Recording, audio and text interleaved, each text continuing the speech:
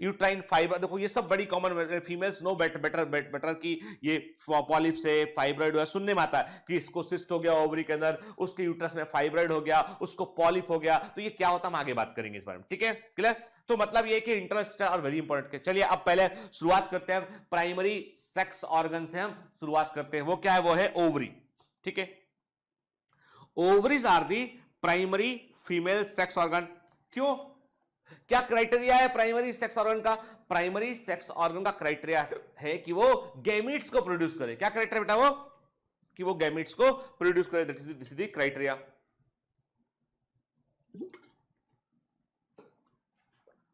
Clear? क्योंकि ये female gamete को प्रोड्यूस करती है। फीमेल गैमेट क्या होता है? ओवम होता है। इसके अलावा जैसे टेस्टिस थे, टेस्टिस के अंदर स्पर्म बन रहा था और साथ में मेल हार्मोन भी रिलीज होती है। यहां पर भी क्या होता है? There are several steroidal hormone, ovarian hormone निकलते हैं, okay? जैसे ईस्ट्रोजन की बात करें हम, one of the very important, oestrogen जो है it is the female hormone. जैसे टेस्टोस्टेरोन है वैसे ईस्ट्रोजन है फीमेल में ईस्ट्रोजन है, मेल में टेस्टोस्टेरोन है, ठीक है। दोनों केमिकल में बिहेवियर का बड़ा फर्क है। कुछ उनके ईस्ट्रोजन जो होता है वो व्यक्ति को काम बनाता है, ईस्ट्रोजन जो होता है वो व्यक्ति को काम में आता है, ठीक है। और उस ऐसा जो जैसे हम कहते हैं, ऐसा कहते हैं कि जो फीमेल का जो बिहेवियर है that is controlled by the oestrogen, वो एक हार्मोन का बड़ा गहरा इंपैक्ट होता है, ठीक है। मेल में टेस्टोस्टेरोन होता है, जो व्यक्ति को एग्रेसिव बनाता है, इसलिए बिहेवियर में फर्क होता है। मैं आपको क्लियर कर दूं एक बात, एक बड़ी इंटरेस्टिंग बात आपको बताऊंगा कि यदि किसी भी ऑर्गेनाइजेशन में यदि आप सर्वे करें, किसी भी, क्योंकि मैंने एमबीए भी किया हुआ, आपको शायद पता है कि नहीं पता, मैंने जो है नरसी मोंजी से भी मैंने किया, एमबी किया है, जेएनयू से एमबीए किया है मिनट के, और मैंने एसपीजन से भी एमबी किया है।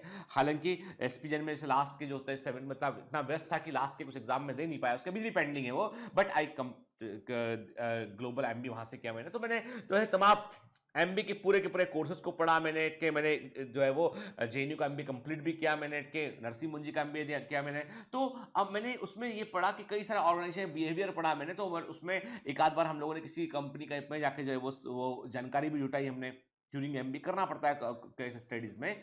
आप बोलोगे आपने डॉक्टर होकर एमबीए क्यों किया? क्योंकि मैं बहुत सुनता था कि आईआईएम वाले ये करते हैं, एमबीए ऐसा होता है, एमबीए से ये मालूम चलता, तो मैंने कहा एक बार देख तो लो कि क्या होता है। और what I found in MBA, just a general knowledge.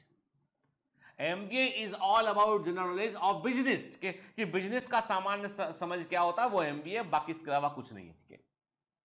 And I found that भैया MBBS तो ऐसे 15-20 MBA लाके जोड़ दोगे ना तब जाके एक MBBS बनेगा। यानी एक MBBS जो है वो 15-20 MBA कहीं से ला के जोड़ो ना अच्छी जगह से रखे, तब जाकर एक MBBS बनेगा।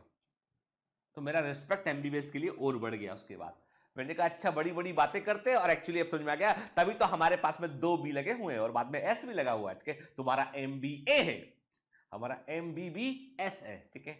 और उसके बाद हम चाहें तो और जोड़ लें, उसमें MD जोड़ लें, DM जोड़ लें, उसमें हम, ठीक है, फेलोशिप जोड़ लें, बहुत सारे उसके अंदर हम, ठीक है। जब मेरा पर्चा मैं लिखता हूं प्रिस्क्रिप्शन में, यदि मैं सारी डिग्री लिखूंगा तो मेरे को दवा लिखने के लिए पिछले पन्ने पे जाना पड़ेगा, ठीक है। डॉक्टर्स पढ़ते हैं ऐसा, किसी क्लिनिक पर जाइए आपको बहुत सारे पोस्टर लगे मिलेंगे आपको उसमें, ठीक है। अभी चलिए वापस लौट के यहां आते हैं। अभी मैं आपसे कहता हूं कि जो ओवेरियन हार्मोन है वो क्या है, वो एस्ट्रोजन के। तो हमने क्या कहा कि हमने जो सेवरल, तो और एक अकेला नहीं, it's a group of hormone निकलता है आपके, तो सेवरल स्टेरॉइड हार्मोन जिनको हम ओवेरियन हार्मोन्स कहते हैं आपके।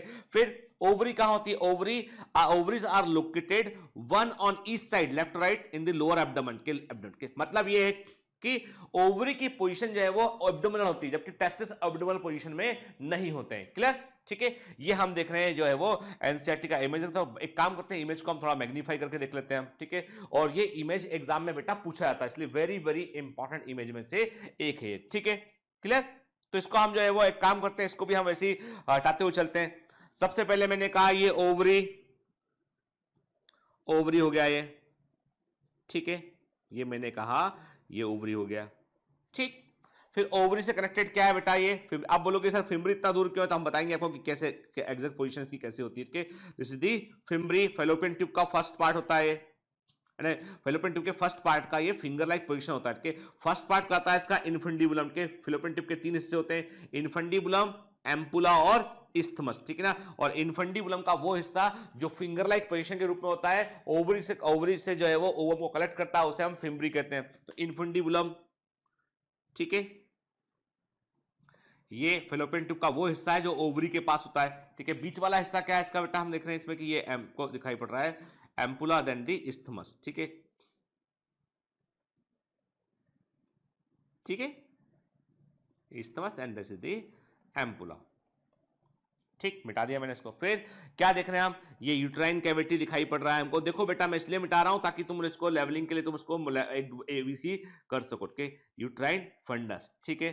देन दी यूट्रस की जो वॉल, जो यूट्रस का जो वॉल है, उस वॉल में आपको जो है वो 3 लेयर दिखाई पड़ रही है। सबसे बाहर वाली लेयर है पेरीमेट्रियम, सबसे बाहर वाली लेयर है।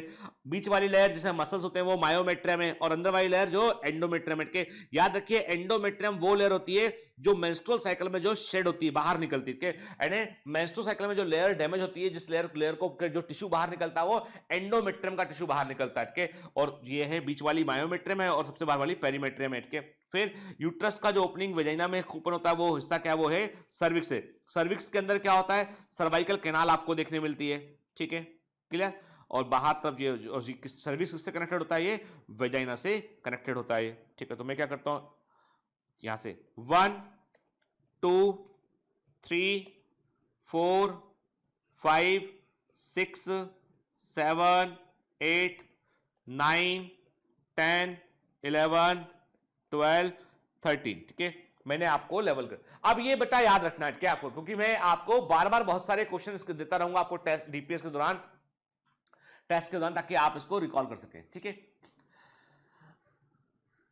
क्लियर कर दूं बेटा कि यहां पर हमको जो देखो ऐसा नहीं है इसमें कि जहां लिखा है एक वहीं पर, मतलब आपको यू शुड आइडेंटिफाई स्ट्रक्चर, आपको वो यानी जब एग्जाम में आएगा तो पूरा 13 नहीं मिलेगा, वो आपको एक या 2 जगह पैर हो जाएगा, बाकी इमेज खाली होगा उसमें, ठीक है। तो you should identify that structure, ठीक है। और मैंने देखा है कि एम्स के अंदर भी, नीट के अंदर भी जो इमेज आता है ना, तो एक्जेक्टली वो एनसीईआरटी का इमेज ही आता है, और वो जहां जैसा लेवल है वैसे ही लेवल आता है वो, ठीक है। इसलिए हमको एकदम इसको ध्यान रखना है, क्लियर, ठीक है। चलिए, ovary, each ovary is about 2 to 4 centimetre in length, के ओवरी जो है उसकी लंबाई कितनी होती है, 2 से 4 सेंटीमीटर होती है, and is connected to the pelvic wall and uterus by ligament, के जो ओवरियन लिगामेंट्स होते हैं वो उससे कनेक्ट करते हैं। क्या अब ये लिगामेंट क्या होता है, इस पर भी हम डिटेल में बात करेंगे आगे, के ओवरी जो है वो 2 से 4 सेंटीमीटर जो है लंबाई लेंथ की होती है, और ये पेल्विस की वॉल से कनेक्टेड होती है थ्रू दी पेल्विस की wall, connected to the pelvis wall and uterus by the ligament के थ्रू ये यूट्रस से भी कनेक्टेड होती है और पेल्विस की वॉल से भी कनेक्टेड होती है। Each ovary is covered by a thin epithelium, हर एक ओवरी में एक पतली इपिथेलियम लेयर होती है, which includes the ovarian stoma, और इसके अंदर ओवेरियन स्टोमा भरा होता है। और ओवेरियन स्टोमा के जो में 2 हिस्से होते हैं, ओवरी के अंदर भी आपको कॉर्टेक्स और मेडुला, के यानी आउटर पेरिफेरल कॉर्टेक्स और बीच वाला मेडुला। कोई भी याद रखना, बायोलॉजी में एक चीज दिमाग में डाल लो बेटा, कोई भी गोला है, कोई भी सर्कुलर स्ट्रक्चर है, कोई भी गोला है, कोई भी सर्कुलर स्ट्रक्चर है, उसका पेरिफेरी वाला भाग और मिडिल वाले भाग में यदि कंसिस्टेंसी का फर्क है, पेरिफेरी वाले भाग में और बीच वाले भाग में कंसिस्टेंसी का फर्क है, संरचना का फर्क है, कंपोजिशन का फर्क है, तो पेरिफेरी वाले भाग को बोलेंगे कॉर्टेक्स, बीच वाले को बोलेंगे मेडुला। यहां पे भी ओवेरियन कॉर्टेक्स और ओवेरियन मेडुला दिखाई पड़ रहा है, ठीक है ना। मैंने क्या कहा, यहाँ पे मैंने बताया आपको कि ओवरी जो है वो 2 से 4 सेंटीमीटर लेंथ की होती है, ये पेल्विस की वॉल से कनेक्टेड होती है और यूट्रस से कनेक्टेड होती है थ्रू दी लिगामेंट के। ओवरी में एक पतली सी एपिथेलियल लेयर होती है, और जो ओवेरियन स्टोमा घेरती है। ओवेरियन स्टोमा में जो है 2 तरह के टिश्यू होते हैं, एक होता है इसमें पेरिफेरल वाला कॉर्टेक्स होता है, और बीच वाला इसमें इनर मेडुला होता है। देखिए ध्यान से, दिस इज द ओवरी, ठीक है। ये हम देख रहे हैं लिगामेंट, जो मैंने आपसे कहा ना, जो लिगामेंट से वो क्या है बेटा, वो ये है, ठीक है। ये लिगामेंट से ये लिगामेंट है, देख रहे हैं आप, ठीक है। दीज आर दी लिगामेंट, ठीक है, क्लियर है ना, ठीक। और ये ओवरी है, और ओवरी में आप क्या देख रहे हैं कि अंदर जो है वो आपको, तो उसमें ओवेरियन मेडुला दिखाई पड़ेगा आपको, और ओवरी के अंदर क्या, बाहर एपिथेलियम है, और एपिथेलियम ये से मैंने क्या कहा, ये बाहर हो गया, इसका ये एपिथेलियम वाला हिस्सा हो जाएगा, और अंदर क्या होगा, ये इसका ये स्टोमा हो गया, ठीक है, क्लियर। देखिए ध्यान से ना, ओवरी के अंदर हम झांक कर देख रहे हैं हमके, ठीक है। We are going inside the ovary, और ओवरी के अंदर झांक कर देखें कि ओवरी के अंदर हमें क्या दिखाई पड़ता है।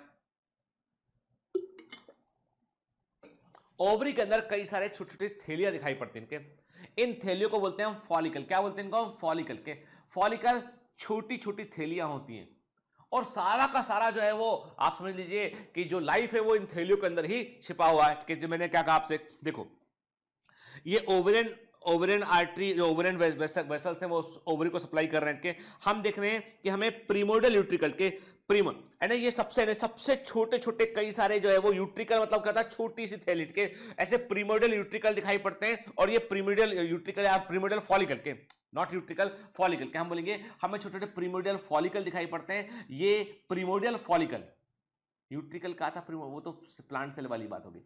प्रीमोर्डियल फॉलिकल के, प्रीमोर्डियल फॉलिकल जो है वो प्रिमिटिवली छोटे छोटे से थैलियां होती हैं और ये ग्रो करते हैं और ये बनाते हैं प्राइमरी फॉलिकल बनाते हैं। ये प्राइमरी फॉलिकल बना, देन प्राइमरी फॉलिकल ग्रो करता है, सेकेंडरी फॉलिकल बनता है, टर्सरी फॉलिकल बनता है और टर्सरी फॉलिकल यानी प्राइमरी फॉलिकल से ग्रो किया, सेकेंडरी फॉलिकल बना, देन टर्सरी फॉलिकल बना और टर्सरी फॉलिकल कन्वर्ट होता है फिर ग्राफियन फॉलिकल में जो कि मैच्योर होता है, परिपक्व होता है। ग्राफियन फॉलिकल, ग्राफियन फॉलिकल वो होता है जो ओव्यूलेशन करता है, जो ओवम को बाहर निकालता है। इसने ओवम को बाहर निकाला, रप्चर करता है, ये फट जाता है और ओवम को बाहर रिलीज करता है। ये ओवम को रिलीज किया इसने।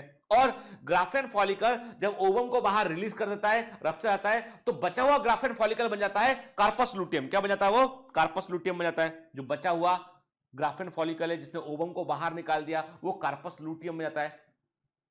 कार्पस लुटियम जब ओल्ड रहता है, पुराना हो जाता है, तो बन जाता है कार्पस एल्बिकेंस। और ये सब कुछ जो है वो 1 मंथ के अंदर होता है सारा कुछ के, समझ रहे बात के। और ये जो क्या, देखो क्या मतलब है, कहने का मतलब ये है कि you should know about that कि ओवरी के अंदर बड़े सारे परिवर्तन चल रहे होते हैं और जो प्रीमोर्डियल फॉलिकल है वो प्राइमरी फॉलिकल में कन्वर्ट होता है, प्राइमरी फॉलिकल सेकेंडरी फॉलिकल में कन्वर्ट होता है, सेकेंडरी फॉलिकल टर्सरी फॉलिकल में कन्वर्ट होता है, tertiary follicle mature follicle Graafian follicle में कन्वर्ट होता है और ग्राफियन फॉलिकल जो है ओवुलेशन करता है, ओवम को बाहर निकालता है और उसके बाद बन जाता है कार्पस लुटियम बन जाता है। कार्पस लुटियम प्रोजेस्टेरॉन रिलीज करता है, यानी जो फीमेल हार्मोन है प्रोजेस्टेरॉन वो कार्पस लुटियम से निकलता है बड़ी मात्रा में।